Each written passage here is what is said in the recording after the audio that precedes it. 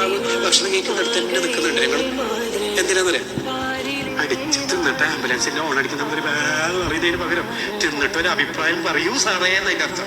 2 ആഴ്ച കഴിഞ്ഞ് ഈ ചങ്ങായി ഇതിനൊന്നും പറ്റിയ ആളല്ല എന്ന് കണ്ടാലും വായനക്കെട്ടിന്റെ മേലെ കിടന്നിട്ട് ഒരു ചെറിയ തലവേലുണ്ട്, ഫുഡാണ് കൊണ്ടുവച്ചിട്ടുണ്ട്.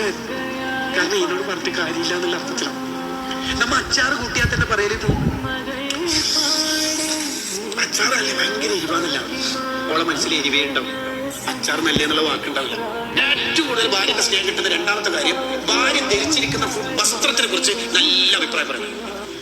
അല്ല ഫാത്തിമ, ഇതേതാ ഡ്രസ്സ് നീ ഇതിട്ട ഒരു 3-4 വയസ്സ് കുറഞ്ഞ പോലെ ഉണ്ടല്ലോ മഞ്ചത്തി എന്ന് പറഞ്ഞാൽ ഓക്കെ എന്തോ മടമ്പോ ചെപ്പിട്ടവരുണ്ടാവും. ഓരോരോ ഇന്നെന്തെങ്കിലൊക്കെ നല്ല രസമായിട്ടാണ് അങ്ങനെ പറഞ്ഞു. ഇത് പറയാത്തോണ്ടാണ് എപ്പോ ആ കേൾപ്പം കുത്തിയ നിസ്കാരക്കുപ്പായിട്ട് തന്നെ വരുന്നത്.